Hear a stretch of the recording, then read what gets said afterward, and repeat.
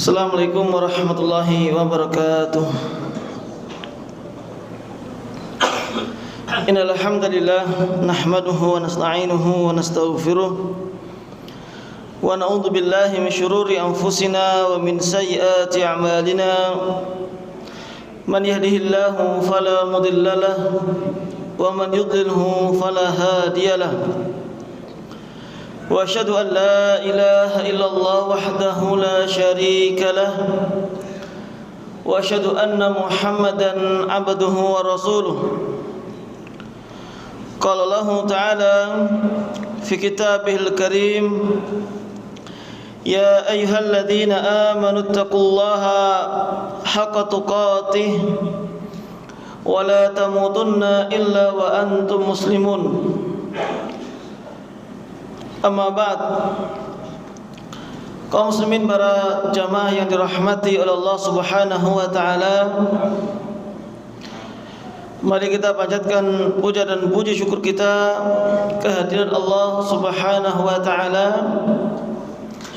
yang masih senantiasa memberikan berbagai macam kenikmatan dan karunia-Nya kepada kita semuanya, sehingga di pagi hari ini kita dimudahkan oleh Allah Subhanahu wa taala untuk mengerjakan qiyamul lail, untuk melangkahkan kaki kita ke rumah Allah Subhanahu wa taala, sehingga kita bisa menunaikan kewajiban kita, yaitu mengerjakan salat subuh secara berjamaah.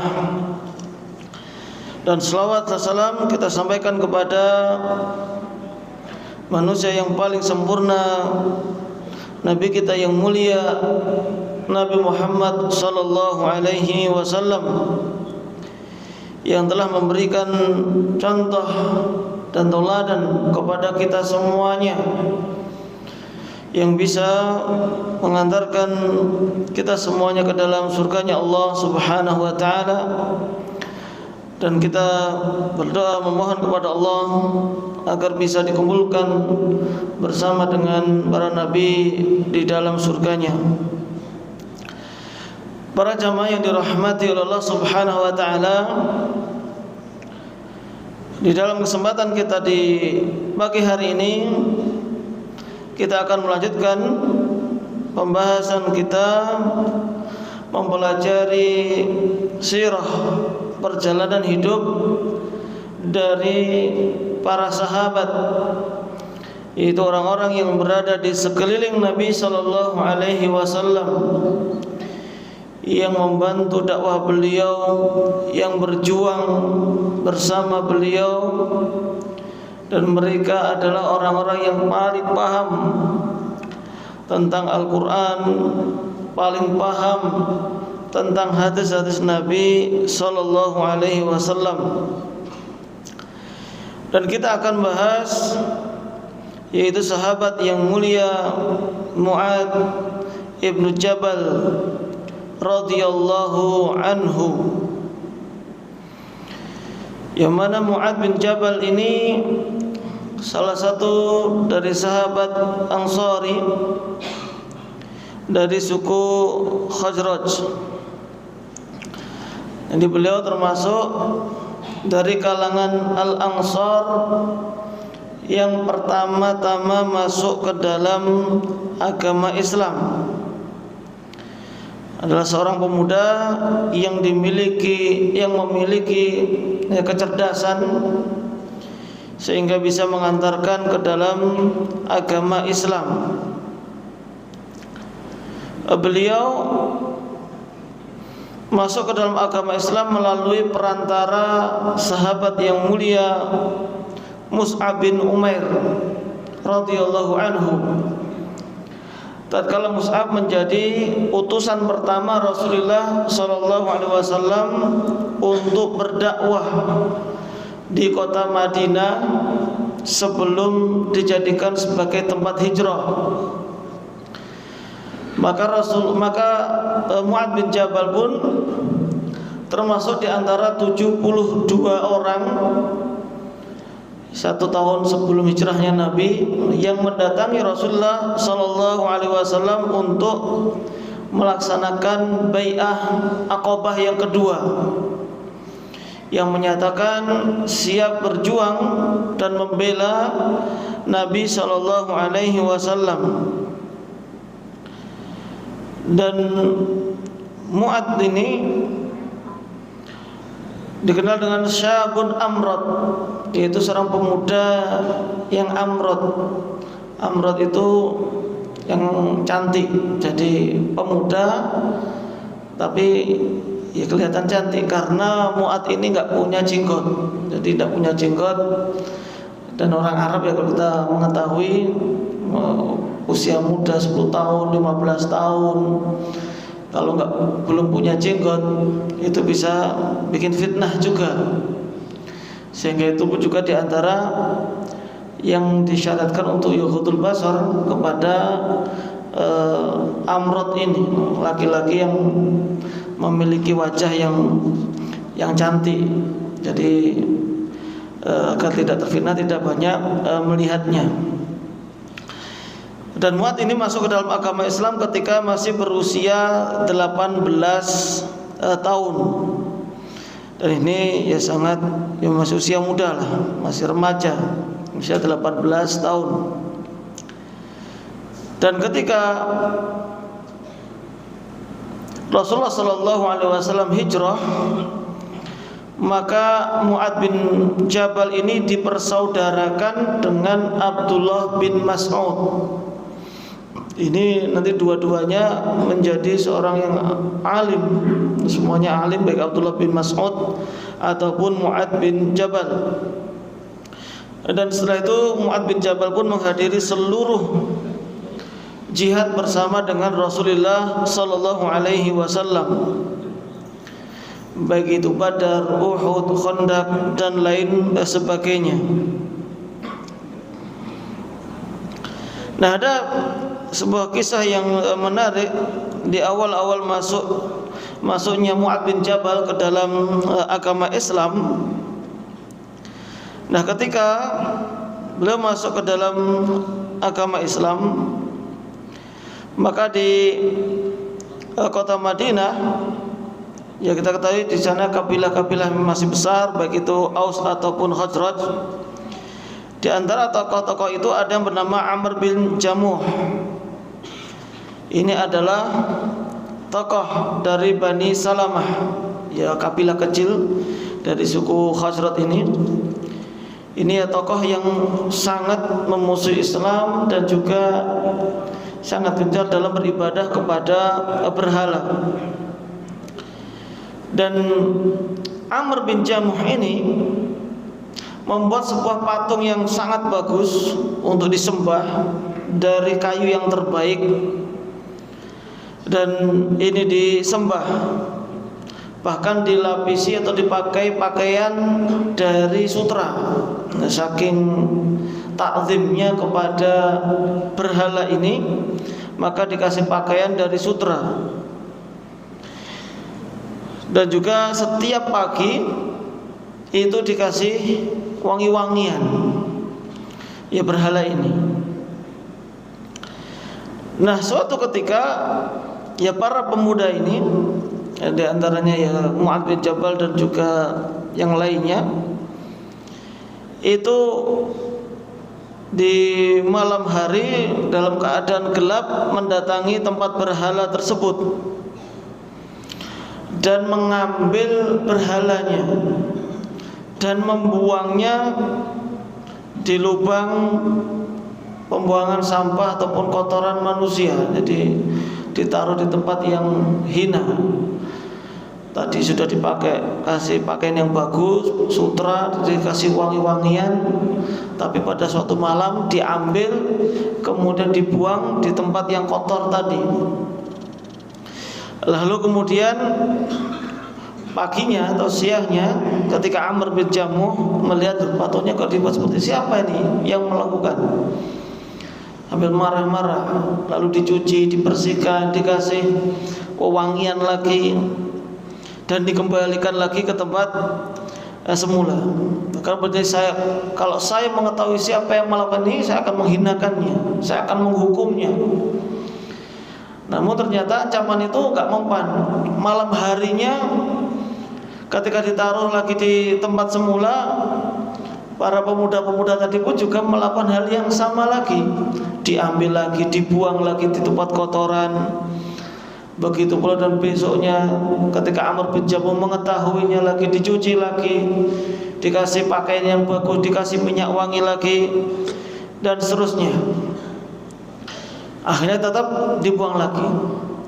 Sampai ketika itu sudah berulang-ulang, Amr bin Jamuh ini akhirnya meletakkan pedang dan diikatkan di lehernya si patung tadi, sambil mengatakan kepada si patung, wallahi inni ma'alamu man yaf'alu bika hadzal ladzi tarahu. Demi Allah, saya enggak tahu siapa yang setiap malam itu membuang kamu ke tempat kotoran tadi. Ya sudah, ini saya kasih senjata, nanti kamu bela diri kamu sendiri. Ngomong sama patung. Akhirnya dikasih tadi. Ternyata malam harinya juga kembali lagi para pemuda tadi ngambil patung tadi, dan juga kemudian ada pedangnya yang dikalungkan tadi, itu pun juga diambil dan ditaruh di bangkai anjing, diikatkan di bangkai anjing, kemudian ditaruh di kotoran tadi. Berhalanya pun juga ditaruh di tempat yang hina tadi. Akhirnya besoknya Amr bin Jamuh pun juga ngecek lagi, kira-kira terjadi apa enggak yang seperti biasanya. Ternyata ya mencoba terjadi lagi. Ternyata dibuang lagi di tempat sampah tadi, tempat kotoran tadi. Lalu Amr bin Jamuh pun yang menyadari, ya seandainya engkau itu memang layak sebagai Tuhan, seharusnya bisa membela dirimu sendiri. Tapi sekarang dibuang, digeletakkan dengan bangkai anjing, berarti engkau tidak layak dijadikan sebagai Tuhan. Sehingga dengan begitu Amr bin Jamuh pun akhirnya masuk ke dalam agama Islam, dan Islamnya pun juga baik. Beliau pun juga nanti meninggal dunia dalam keadaan syahid ketika perang Uhud. Nah, para jamaah dirahmati oleh Allah Subhanahu wa taala, ya tentu di sini hanya sekedar kita mengambil ya kisahnya tersebut dan tidak untuk dipraktekkan ya. Jadi ada beberapa sirah itu yang kita itu bisa mempraktekkan, ada yang tidak dipraktekkan. Kalau ini saya tegaskan bukan untuk dipraktekkan, nanti cari berhala dihancurkan atau dibuang, karena itu fitnahnya jauh lebih besar. Karena itu juga tergantung dengan mentalnya dan juga ya fitnah madarat yang lebih besar apabila kita melakukan yang demikian. Sehingga kadang ketika kita mempelajari sirah Nabi itu pun juga, atau sirah sahabat juga, melihat dari sisi yang lainnya, dari sisi fikihnya, dari sisi hukumnya, bagaimana pelaksanaannya, sehingga mengamalkannya pun juga tidak letterlek, tidak kaku seperti itu. Lalu kemudian para jamaah dirahmati oleh Allah Subhanahu wa taala, di antara keutamaan yang dimiliki oleh Mu'adz bin Jabal, yang mana Rasulullah sallallahu alaihi wasallam pernah mengatakan, yakhudhul Qur'ana min arba'. Ambillah Al-Qur'an dari 4 orang. Belajarilah Al-Qur'an itu dari 4 orang. Min Ibni Mas'ud wa Ubay bin Ka'ab wa Mu'adz bin Jabal wa Salim maula Abi Hudzaifah. Pelajari Al-Qur'an dari Abdullah bin Mas'ud, dari Ubay bin Ka'ab, yang ketiga adalah Mu'adz bin Jabal, dan Salim, budak yang dimerdekakan oleh Abu Hudzaifah. Nah, dari sini menunjukkan bahwasanya Rasulullah SAW sudah memberikan rekomendasi tazkiyah kepada 4 orang ini. Meskipun ya tidak hanya 4 ini, masih banyak ahli Al-Quran, apalagi kalau mufassir Al-Quran adalah Abdullah bin Abbas radhiyallahu anhuma. Tentu di antara sebab kenapa Abdullah bin Abbas kok tidak disebut, ya pada waktu itu memang masih kecil, belum balik. Karena baliknya Abdullah bin Abbas itu ya kurang lebih setelah atau sebelum Rasulullah meninggal dunia. Artinya ini masih sangat kecil Abdullah bin Abbas. Namun pada waktu itu yang sudah bisa diambil ilmunya khususnya dalam masalah Al-Quran itu adalah Mu'adz bin Jabal radhiyallahu anhu. Dan juga tadi bukan pembatasan, karena Abu Bakar, Umar itu pun juga bisa diambil ilmunya dalam Al-Quran. Bahkan Anas bin Malik radhiyallahu anhu meriwayatkan bahwasanya Nabi SAW pernah mengatakan, arhamu ummati bi ummati Abu Bakar. Umatku yang paling kasih sayang kepada umatku yang lainnya adalah Abu Bakar, karena memang sifatnya adalah lemah lembut dan sayang. Wa asyadduha fi dinillahi Umar. Dan yang paling keras, paling tegas dalam membela agama Allah adalah Umar. Wa asdaqu hayaan Utsman. Dan yang paling pemalu adalah Utsman bin Affan. Wa a'lamuhum bil halali wal harami Mu'adz. Dan yang paling paham tentang halal dan haram itu adalah Mu'adz. Wa afraduhum Zaid. Dan yang paling ngerti masalah hukum waris adalah Zaid. Wa likulli ummatin aminun. Dan setiap umat itu memiliki al-amin, yaitu orang yang terpercaya. Sedangkan aminu hadil ummah, aminnya umat ini adalah Abu Ubaidah. Lihat di sini para jamaah yang dirahmati oleh Allah Subhanahu wa taala. Dan faedah dari hadis ini adalah setiap orang itu terkadang memang memiliki takhusus, spesialis masing-masing. Di sini ada yang takhususnya, spesialisnya dalam ilmu Islam itu ya halal dan haram, seperti Mu'adz bin Jabal. Ya kalau di sini mungkin dia paling faqih, masalah fikih, masalah hukum-hukum. Ada juga dalam masalah faraid. Ada juga dalam masalah al-amin. Dia terkenal orang yang terpercaya, menjaga amanah. Abu Bakar sebagai orang yang penyayang. Ya bukan berarti ketika Abu Bakar dikatakan yang paling kasih sayang kepada umatnya nggak ngerti masalah haram, ya tidak. Namun kalau dibandingkan para sahabat yang lainnya yang menonjol dalam masalah kasih sayang, ya Abu Bakar As-Siddiq radhiyallahu anhu. Masalah hal haram juga demikian. Bukan berarti Abu Bakar, Umar tuh nggak ngerti halal haram. Akan tapi di antara yang paling menonjol adalah Mu'adz bin Jabal. Dan ini tidak masalah, justru seperti ini yang baik. Nggak mungkin semua orang di sini belajar syariah misalkan, atau semua orang belajar atau mengajarkan masalah tauhid semuanya. Nggak mungkin juga. Siapa yang mengajarkan faraid kalau gitu? Jadi semuanya itu mengambil perannya masing-masing dan memiliki kekhasan tadi dalam keilmuan itu sendiri. Hatta dalam dunia pun juga seperti itu. Gak mungkin semuanya jadi dokter, semuanya jadi insinyur, ya tidak bisa. Pasti harus bagi-bagi tugas. Itu untuk kelangsungan kehidupan manusia semuanya.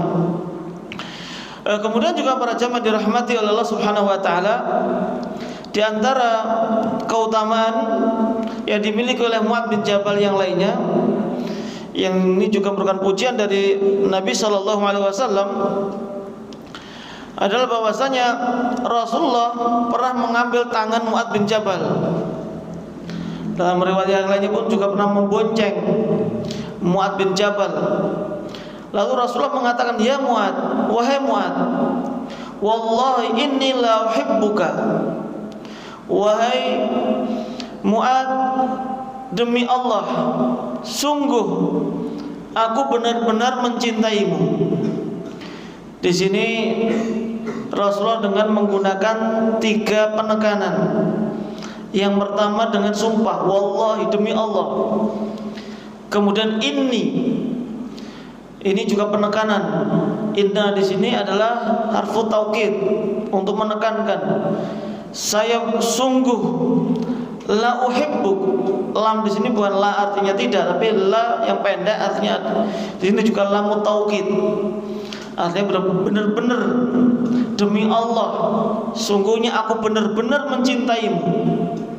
Ini pun juga diulang sampai 2 atau 3 kali, menunjukkan kecintaan dari Nabi SAW. Bahkan dalam riwayat yang lainnya, Rasulullah memerintahkan kalau kita mencintai seorang karena Allah, hendaknya kita mengungkapkannya, kita menyampaikan kepada orang tersebut. Dan inilah yang dilakukan oleh Rasulullah SAW kepada Mu'ad bin Jabal. Ya Mu'ad, wallahi inni la uhibbuk. Wahai Mu'ad, demi Allah, sungguhnya aku benar-benar mencintaimu.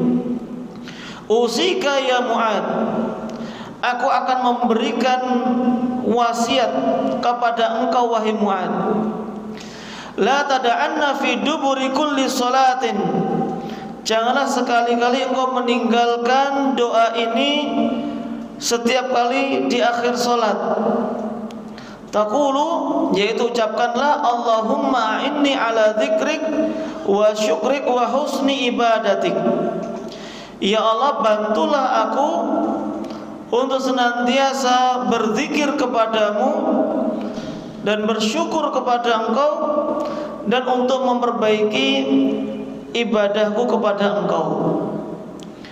Ini doa yang hendaknya dibaca oleh seorang muslim di akhir salat.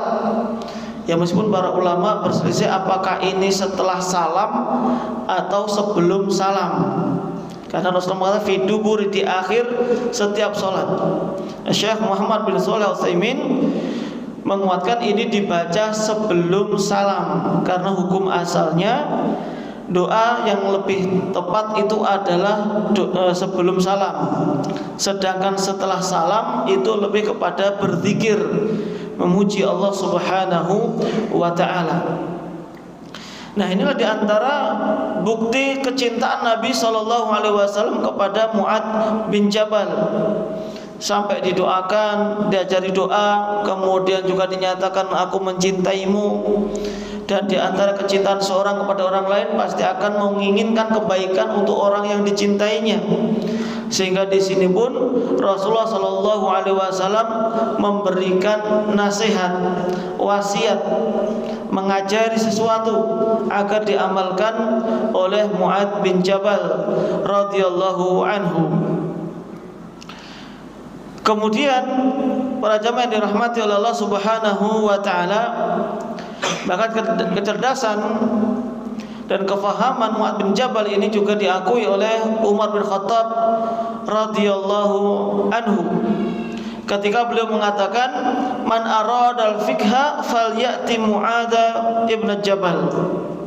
Barang siapa yang menginginkan fikih, ingin mempelajari fikih atau tanya-tanya masalah fikih, maka datanglah kepada Mu'ad bin Jabal. Ya, meskipun bisa saja mungkin Umar mengatakan saya akan menjawab, kalau ada pertanyaan akan menjawab, bisa saja. Akan tapi ya karena ketawaduan Umar itu sendiri dan juga tahu keutamaan dari Mu'ad bin Jabal, maka mengarahkan manusia untuk bertanya dalam masalah fikih itu kepada Mu'ad bin Jabal radhiyallahu anhum ajma'in. Nah, kemudian para jamaah yang dirahmati oleh Allah Subhanahu wa ta'ala, karena kepintarannya tadi, Rasulullah SAW pun juga mengutus Mu'ad bin Jabal radhiyallahu anhu untuk berdakwah di negeri Syam, ke negeri Yaman. Sebagaimana dalam sebuah hadis dari Abdullah bin Abbas radhiyallahu anhuma, beliau mengatakan Rasulullah SAW pernah berkata kepada Mu'ad bin Jabal ketika mengutus beliau ke negeri Yaman. Maka Rasulullah mengatakan innaka satati qauman ahla kitabin. Sesungguhnya engkau akan mendatangi kaum dari ahli kitab. Ini diberikan gambaran terlebih dahulu, kaum yang akan didatangi oleh Mu'ad bin Jabal ini adalah dari ahli kitab. Berarti antara Yahudi dengan Nasrani. Sehingga dengan begitu Mu'adz pun bisa mempersiapkan apa yang kira-kira disampaikan kepada kaum tersebut. Fa idza ji'tahum fad'uhum ila ayyashhadu an la ilaha illallah. Jika kamu nanti sudah sampai ke sana, maka dakwailah mereka, serulah mereka agar bersyahadah, bersaksi bahwasanya tidak ada Tuhan, tidak ada sembahan yang berhak diibadahi kecuali Allah Subhanahu wa taala. Wa anna Muhammadan Rasulullah, dan bahwasanya Nabi Muhammad adalah utusan Allah. Fa inhum ata'u laka bidzalik, kalau mereka sudah mentaatimu untuk bersyahadat ini, untuk masuk ke dalam agama Islam, fa akhbirhum anna Allah qad farada 'alaihim khamsa salawatin fi kulli yaumin wa lailah. Kalau sudah mereka bersyahadat, beritahukanlah kepada mereka bahwasanya Allah Subhanahu wa taala telah mewajibkan kepada mereka salat 5 waktu dalam sehari semalam. Fa inhum ata'u laka bidzalik, kalau mereka sudah mentaatimu, fa akhbirhum anna Allah qad farada 'alaihim shadaqatan tu'khadhu min aghniyaihim faturaddu 'ala fuqaraihim. Maka beritahukanlah kepada mereka bahwasanya Allah itu telah mewajibkan sedekah. Di sini maksudnya adalah zakat yang diambil dari orang-orang kaya kemudian diserahkan kepada orang-orang miskin. Fa inhum ata'u laka bidzalik, kalau mereka sudah mentaatimu dalam masalah zakat, fa iyyaka wa karaima amwalihim, maka hati-hati jangan mengambil harta yang paling bagus. Artinya ketika disuruh untuk mengambil zakat, jangan milih harta yang bagus dari orang yang membayar zakat tersebut. Ambil yang sedengan saja, ya, tapi juga jangan yang buruk-buruk. Tapi jangan mengambil yang paling bagus tadi. Wattaqi da'watal madlum, dan takutlah, khawatirlah terhadap doanya orang yang terzalimi. Fa innahu laisa bainahu wa bainallahi hijabun, karena antara Allah dan orang yang terzalimi tadi tidak ada pemisah. Artinya doanya akan dikabulkan oleh Allah Subhanahu wa taala. Nah, ini di antara wasiat yang diberikan oleh Nabi sallallahu alaihi wasallam sebelum mengutus Mu'adz ke negeri Yaman. Nah, pada waktu itu ketika menasihati Mu'adz tadi, ini sudah di akhir-akhir hayatnya Nabi sallallahu alaihi wasallam sebelum mengutusnya tadi, sehingga di samping memberikan wasiat tadi, Rasulullah juga memberikan wasiat yang lainnya sebagai wasiat perpisahan kepada Mu'adz. Sehingga Rasulullah mengatakan, ya Mu'adz, innaka asa alla talqani ba'da ami hadza. Wahai Mu'adz, mungkin setelah ini engkau sudah tidak bisa bertemu lagi denganku, karena sudah diutus ke negeri Yaman. Mungkin setelah ini sudah tidak bisa melihatku setelah tahun ini. Wala'allaka an tamurra bi masjidi wa qabri, maka kemungkinan nanti engkau pun ketika kembali ke Madinah hanya bisa mengunjungi masjidku saja, atau bisa mengunjungi kuburanku saja. Fabaka Mu'adz bin Jabal jasha'an li firaqi Rasulillah sallallahu alaihi wasallam. Ketika mendapatkan wasiat itu seperti wasiat perpisahan, akhirnya Mu'adz bin Jabal pun juga nangis, merasa sedih. Ini sebagai pertemuan terakhir dengan Nabi sallallahu alaihi wasallam. Karena memang ya tadi ketika diutus ke negeri Yaman tidak dikasih tahu sampai tahun kapan. Yang penting sekarang berangkat ke Yaman. Karena bisa jadi nanti sudah tidak menjumpai Nabi sallallahu alaihi wasallam. Lalu Rasulullah sallallahu alaihi wasallam pun mengatakan kepada Mu'adz, "La tabki ya Mu'adz, innal buka'a minasyaiton." Janganlah menangis wahai Mu'adz. Sesungguhnya menangis itu termasuk dari perbuatan syaitan. berasal dari syaitan. Artinya tentu di sini ketika menangisnya berlebihan sampai meratap dan lain sebagainya, ini juga nasihat dari Rasulullah SAW. Tapi kalau nangis secara umum karena khawatir, karena takut karena dosa kita atau karena sedih ditinggal meninggal dunia dengan menangis yang wajar, yaitu tidak masalah. Namun maksudnya di sini tentu nangis yang berlebihan sehingga dilarang oleh Nabi Shallallahu Alaihi Wasallam. Kemudian para jamaah yang dirahmati oleh Allah Subhanahu Wa Taala, di antara yang menunjukkan keutamaan dari Mu'adz bin Jabal yang lainnya adalah Mu'adz bin Jabal dijuluki sebagai ummatan qanitan, itu orang yang qanit, yang taat, yang mengajarkan manusia dalam kebenaran. Pernah suatu ketika saudaranya yang dipersaudarakan oleh Nabi tadi, yaitu Abdullah bin Mas'ud radhiyallahu anhu, mengatakan, inna Mu'adz bin Jabal kana ummatan qanitan lillah hanifan walam yakum minal musyrikin. Abdullah bin Mas'ud pernah mengatakan Mu'adz bin Jabal ini adalah seorang ummah qanitah kepada Allah Subhanahu wa taala, hanifan, yang lurus dan bukan termasuk orang-orang yang berbuat kesyirikan.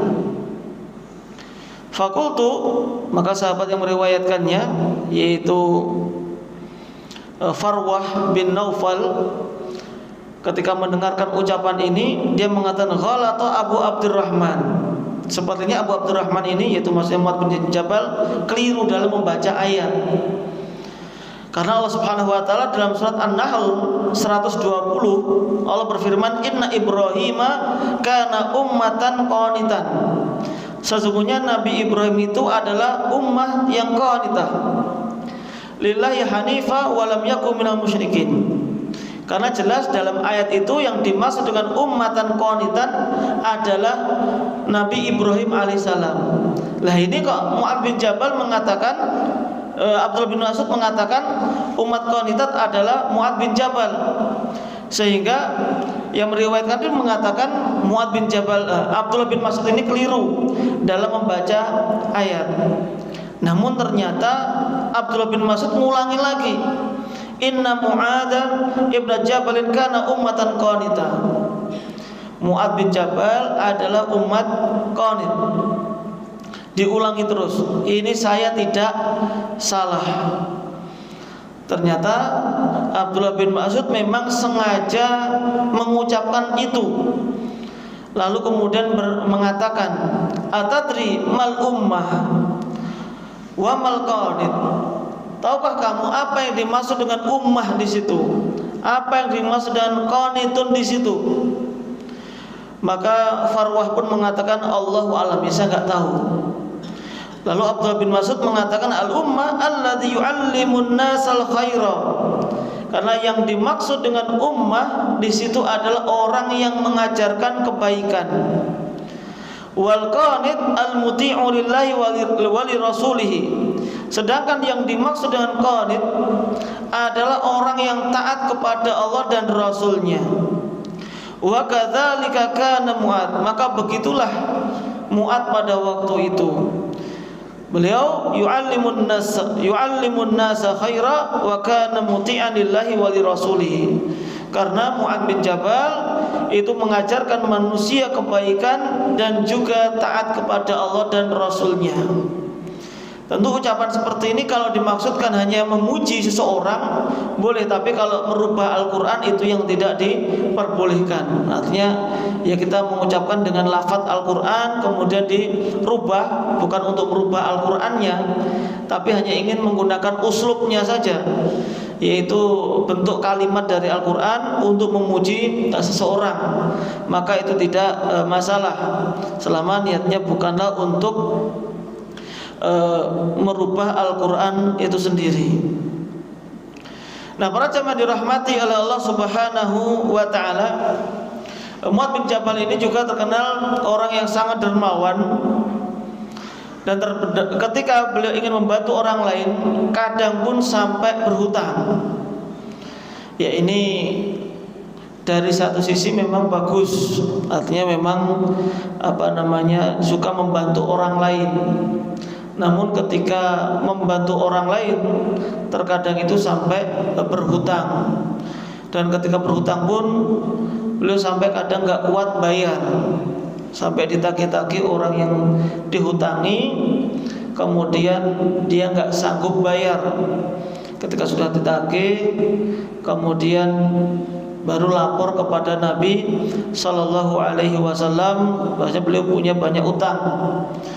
Lalu kemudian yang dihutangi tadi juga dikumpulkan. Rasulullah pun bertanya kepada Mu'ad, hartamu berapa yang bisa digunakan untuk bayar hutang, sedangkan hutangmu jumlahnya juga berapa. Sampai ketika sudah dihitung-hitung, ternyata hartanya yang terkumpul itu hanya mencapai sekitar 5/7 dari hutangnya. Jadi kalau hutangnya 7, hartanya itu cuma 5 saja. Akhirnya inilah yang dibagi kepada orang-orang yang menghutanginya tadi, meskipun tidak mendapatkan semuanya, yang penting ada yang balik lah. Namun itu beliau pernah terlilit utang seperti itu. Sehingga akhirnya pun Rasulullah Sallallahu Alaihi Wasallam mengajarkan sebuah doa kepada Mu'ad bin Jabal radhiyallahu anhu. Rasulullah mengatakan, "Ala u'allimuka du'aan tad'u bihi law kana 'alaika mithlu jabal Uhudin dainan la addahu Allahu anka." Maukah engkau aku ajari sebuah doa yang apabila engkau membaca doa tersebut, maka Allah Subhanahu wa taala akan memudahkan engkau untuk membayar hutang, meskipun utang itu sebesar gunung Uhud, gunung terbesar di kota Madinah, dengan panjang sekitar 8 kilo, lebarnya sekitar 3 kilo, tingginya sekitar 2 kiloan. Itu besarnya gunung Uhud. Seandainya punya utang sebesar gunung Uhud ini, maka dengan berdoa ini semoga Allah bisa melunasinya, yaitu Allahumma malikal mulki tu'til mulka man tasha wa tanzil mulka mimman tasha wa tu'izzu man tasha wa tudhillu man tasha biyadikal khair innaka ala kulli syai'in qadir. Lalu ditambahi dengan rahmanud dunya wal akhirah wa rahimuhuma tu'tihima man tasha wa tamna'u minhuma man tasha irhamni rahmatan tughnini biha an rahmatin min siwaka. Diriwayatkan oleh Imam Tabrani dan dihasankan oleh Syekh Al-Albani rahimahullahu taala. Dan juga berkaitan dengan doa ini juga pernah diajarkan kepada sahabat yang lainnya, yaitu doa agar terbebas dari hutang, di mana Rasulullah Sallallahu Alaihi Wasallam suatu ketika pernah memasuki masjid. Di sana ada seorang dari Ansor yang bernama atau dikenal dengan Abu Umamah. Lalu Rasulullah bertanya, "Ya Aba Umamah, mali araka jalisan fil masjid fi ghairi waqti shalah." Wahai Abu Umamah, ada apa denganmu? Kok tumben saya melihatmu di masjid ini, sedangkan ini bukan waktu sholat. Artinya memang ya umumnya pada waktu itu ya sholat itu ya ramenya ketika ada sholat atau ketika ada kegiatan saja. Di luar itu ya para sahabat pun yang tasyir fil ard, yaitu berpencar di muka bumi ini untuk mencari nafkah ataupun yang lainnya. Tidak setiap saat di masjid juga. Namun ini ada orang yang ketika pergi ke masjid bukan pada waktu sholat. Ya Rasulullah tentu yang mudah mengetahuinya karena rumahnya di samping masjid. Lalu orang tersebut mengatakan, humumun lazimatni wa duyunun. Saya lagi gelisah, lagi galau, lagi sedih karena banyak hutang juga. Lalu Rasulullah mengatakan, afalu allimu kalaman idza anta qultahu azhaballahu azza wa jalla hammaka wa qada anka dainak. Maukah engkau aku ajari, yaitu sebuah doa yang apabila engkau mengucapkan, maka Allah akan menghilangkan kegundahan dari dirimu dan juga akan membebaskan utangmu. Maka orang tersebut mengatakan, bala ya Rasulullah, tentu wahai Rasulullah. Lalu Rasulullah SAW mengatakan, kul idza asbahta wa idza amsaita, katakanlah, ucapkanlah doa ini di pagi hari dan juga sore hari. Allahumma inni a'udzubika minal hammi wal hazan wa a'udzubika minal ajzi wal kasal wa a'udzubika minal jubni wal bukhl wa a'udzubika min ghalabatid dain wa qahrir rijal. Ya Allah, aku memohon perlindungan kepada Engkau dari kegelisahan dan juga kesedihan. Aku juga memohon kepada Engkau untuk dilindungi dari kelemahan dan juga sifat malas. Begitu pula dengan minal jubni, sifat pengecut dan juga kebakhilan. Wa a'udzubika min ghalabatid dain, dan aku berlindung kepada Engkau dari lilitan utang dan juga kezaliman orang. Ini diantara doa yang dibaca, yang bisa dibaca ketika seseorang memiliki banyak hutang. Lalu bagaimana hutang tersebut akan hilang? Ya wallah alam, Allah memiliki banyak cara yang bisa diberikan kepada orang yang berhutang tadi agar lunas. Ya bisa jadi setelah itu dia mendapatkan rezeki, bisa jadi ternyata yang dihutangi tadi itu memaafkan atau mensedekahkan sehingga gak perlu dibayar, dan sebab-sebab yang lainnya. Ya tentu jalan keluar seperti itu Allah Subhanahu wa taala yang paling mengetahui, dan diberikan kepada siapa saja sesuai dengan kondisi orang tersebut. Kemudian para jamaah yang dirahmati oleh Allah Subhanahu wa taala, dan juga di antara bentuk kezuhudan yang lainnya dari Mu'adz bin Jabal radhiyallahu anhu ini, dahulu pada masa Umar bin Khattab radhiyallahu anhu, maka Umar ini pernah mengambil uang 400 dinar. 400 dinar itu kalau satu dinarnya katakanlah 4 juta. 4 juta kali 400 1,6 miliar ya, kalau nggak salah. Atau 160 juta. Itu diberikan kepada yang pertama diberikan kepada Abu Ubaidah bin Jarrah, yaitu memerintahkan kepada budaknya ini, berikan kepada Abu Ubaidah bin Jarrah 400 dinar. Nanti setelah kau kasihkan, kamu jangan langsung pulang, tapi diam dulu di sekitar rumahnya. Perhatikan uang 400 dinar itu nanti digunakan untuk apa. Lalu akhirnya budak tadi pun berangkat dan juga mengawasi Abu Ubaidah bin Jarrah untuk apa menggunakan 400 dinar tadi. Lalu kemudian dia pun mengetahui bahwasanya Abu Ubaidah bin Jarrah pun membagi-bagikan uang tersebut, dikasihkan kepada si fulan sampai uang itu habis, yaitu disedekahkan, dihadiahkan dan lain sebagainya. Lalu kemudian budak tadi pun kembali kepada Umar bin Khattab radhiyallahu anhu, sudah menjalankan misinya yang pertama. Lalu kemudian Umar pun juga memberikan uang yang sama, 400 dinar. Ini nanti tolong kasihkan Mu'adz bin Jabal. Dan jangan lupa sebelum pulang ikuti terlebih dahulu, perhatikan buat apa uang tersebut, dikasihkan siapa uang tersebut oleh Mu'adz bin Jabal. Lalu kemudian orang tersebut, budak tersebut mendatangi Mu'adz bin Jabal dan seraya memberikan pesan, ini uang dari Amirul Mukminin Umar bin Khattab radhiyallahu anhu untuk fi hajatika, Padahal pesannya itu pun sudah jelas, ini untuk kebutuhanmu dan keluargamu. Artinya di sini boleh digunakan untuk pribadi Mu'adz bin Jabal radhiyallahu anhu. Namun ternyata uang tersebut diperintahkan kepada budak perempuannya, yaitu budaknya Mu'adz. Lalu mengatakan kepada budak tadi, uang ini berikan kepada si fulan, uang ini berikan kepada si fulan, diberikan kepada orang-orang miskin.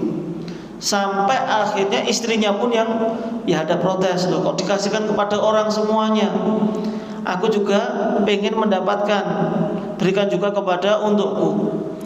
Sampai akhirnya dari uang 400 dinar tadi hanya tinggal sisa 2 dinar saja, dan itulah yang diberikan kepada istrinya.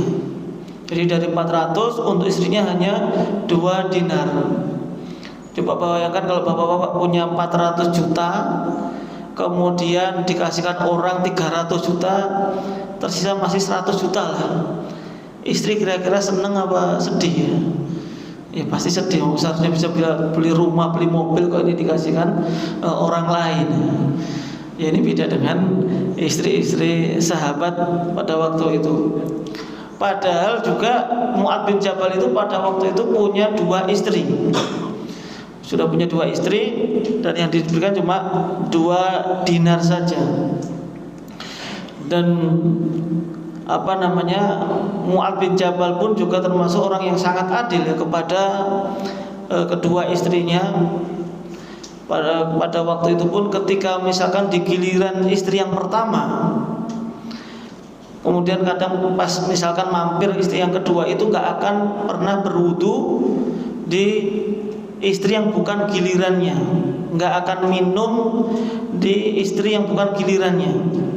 Karena kan ya ketika istri 2 misalkan, bukan berarti ketemunya 2 hari sekali. Seperti Rasulullah SAW ketika hidup berpoligami, istrinya 9, meskipun secara nginapnya itu sehari di tempat yang A, besoknya di B, tapi setiap hari masih bisa ketemu dengan semua istrinya, masih bisa ketemu. Setiap habis sholat itu mampir terlebih dahulu, atau kadang malamnya itu semua istri-istrinya itu ngumpul di salah satu istri yang gilirannya.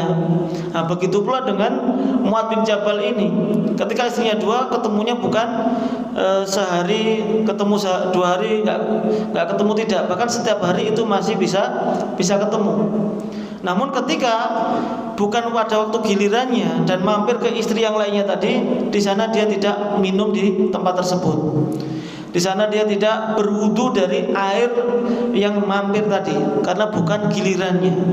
Ya sekedar mampir ketemu saja, menyapa dan lain sebagainya. Kalau seperti ini, ya istrinya pun juga ya semuanya tidak ada yang diceraikan, semuanya langgeng. Beda kalau misalkan punya istri 2, satunya di Surabaya, satunya di Jakarta. Kapan ketemu yang di Jakarta? 1 bulan sekali atau 1 minggu sekali, itu pun belum tentu. Ya di mana keadilannya akhirnya? Kalau seperti itu kan biasanya berpotensi terjadi perselisihan, terjadi perceraian dan lain sebagainya. Ya karena tidak berdekatan tadi. Nah itu Mu'adz bin Jabal radhiyallahu anhu. Dan dengan kedua istrinya pun juga hidup dengan sederhana, tidak bermewah-mewahan, apalagi dengan kondisinya tadi. Sebenarnya bukan karena tidak mampunya, karena suka bersedekahnya tadi.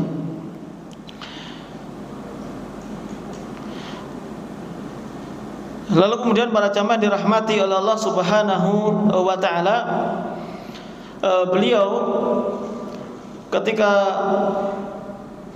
Rasulullah sallallahu alaihi wasallam wafat tadi, maka kemudian Mu'adz bin Jabal ini dipindah tugaskan oleh Umar bin Khattab radhiyallahu anhu, sehingga beliau pun berada di Syam dan pada waktu juga mengikuti peperangan di Marokati Yarmuk. Sampai akhirnya beliau pun juga pindah ke negeri Syam beserta dengan kedua istrinya dan juga dengan anak-anak beliau, pindah ke negeri Syam. Dan ketika berada di negeri Syam ini, di sana tersebar penyakit taun, kolera. Itu tersebar saking banyaknya, itu ada yang mengatakan seperti banjir, tapi bukan banjir air, karena banyak orang meninggal dunia dan juga darah, bahkan kulit-kulit sebagian mereka itu melupas, bagian anggota tubuh mereka. Ini sampai menimpa banyak penduduk dari negeri Syam pada waktu itu. Sampai akhirnya ini pun juga menimpa yang pertama kedua istri beliau. Kedua istri beliau pun juga meninggal dunia karena penyakit kolera ini, penyakit taun ini. Lalu tidak lama kemudian anaknya, sampai akhirnya juga menimpa sahabat Mu'ad bin Jabal radhiyallahu anhu, yang mana semuanya pun merasakan kesedihan. Namun ternyata berbeda dengan Mu'ad bin Jabal radhiyallahu anhu. Bahkan beliau mengatakan, menukil surat Al-Baqarah 147, Al-haqqu min rabbik fala takunanna minal mumtarin. Kebenaran itu datangnya dari Tuhanmu, sebab itu janganlah termasuk orang-orang yang ragu. Lalu kemudian anaknya pun juga menukil firman Allah dalam surat As-Saffat 102, satajiduni insyaallahu minas sabirin. Maka niscaya engkau akan mendapatiku insyaallah termasuk orang-orang yang bersabar. Jadi saling menasihati antara ayah dengan anaknya ini ketika penyakit taun itu sudah menyebar. Sampai akhirnya anaknya pun juga meninggal dunia, beliau pun juga meninggal dunia, yang mana itu kejadiannya sekitar tahun 28 Hijriah, dan beliau umurnya sekitar 33, ada yang 34. Ya, ini banyak riwayat, ya, tidak ada yang bisa memastikan, namun yang kurang lebih 33 ataupun 34. Nah, para jamaah yang dirahmati oleh Allah Subhanahu wa taala, itu sepenggal kisah dari sahabat Nabi Mu'ad bin Jabal radhiyallahu anhu, yang mana beliau baru masuk ke dalam agama Islam setelah atau sebelum Rasulullah hijrah, berarti hanya sekitar menjumpai Nabi sekitar 11 atau enggak sampai 12 tahun. Namun dengan perjumpaan yang singkat itu menjadikan Mu'ad bin Jabal itu selalu mengikuti Nabi SAW, yaitu mulazamah, selalu belajar, sehingga menjadikan beliau itu termasuk yang faqih tadi, alamun nas bil halal wal haram, menjadikan dia itu faqih dalam agama. Ini menunjukkan ya tidak ada kata terlambat untuk belajar agama. Baik itu yang usianya 25, 30, 40, itu sangat memungkinkan bagi kita semuanya untuk belajar agama dan menguasainya. Dan itu juga tergantung dengan apa yang kita inginkan, yang ingin kita kuasai dari agama itu sendiri. Dan juga beliau pun juga semangat dalam mengikuti jihadnya Nabi Sallallahu Alaihi Wasallam. Semua peperangan itu pun juga beliau ikut serta dengan Nabi Sallallahu Alaihi Wasallam, sampai akhirnya mengikuti Abu Bakar As-Siddiq radhiyallahu anhu. Begitu pula dengan Umar bin Khattab radhiyallahu anhu. Bagaimana juga kesetiaan kepada pemimpinnya. Dan juga ketika pertama kali diutus ke negeri Yaman tadi untuk berdakwah, itu pun juga berdakwah dengan sendirian. Dari situ juga dipahami bahwanya berdakwah yaitu memang ada kalanya sendirian, tidak harus mutawatir. Sebagaimana sebagian dari kaum muslimin menganggap harus mutawatir, mengajarkan akidah itu enggak boleh sendirian, ya tidak bisa juga. Sebagaimana orang-orang HTI dan lain sebagainya, Mu'tazilah, pengajaran agama harus secara mutawatir, enggak bisa hanya satu atau dua orang, sehingga mereka menolak hadis ahad dalam masalah akidah. Maka tidak benar, karena di sini Mu'ad bin Jabal pun mengajarkan masalah akidah awalnya adalah sendirian, ya meskipun setelah itu diutus Ali bin Abi Thalib dan sahabat-sahabat yang lainnya, tapi awalnya adalah sendirian. Selama itu hadisnya benar, hadisnya sahih dalam masalah akidah, dalam masalah akhlak, dalam masalah ibadah, tetap wajib bagi kita semuanya semuanya untuk mengikutinya dan mengamalkan hadis tersebut. Dan juga faedah yang lainnya adalah bagaimana kezuhudan dan kewaraan Mu'adz bin Jabal radhiyallahu anhu, di mana beliau tidak gila terhadap jabatan, tidak gila terhadap harta, bahkan ketika mendapatkan rezeki seperti itu karena mungkin dikhawatirkan malah mengganggu keimanannya atau melihat di sekelilingnya itu banyak orang yang membutuhkan, sehingga beliau pun lebih mendahulukan orang lain, sehingga mendapatkan 400 dinar tadi semuanya dikasihkan orang lain kecuali hanya 2 dinar saja.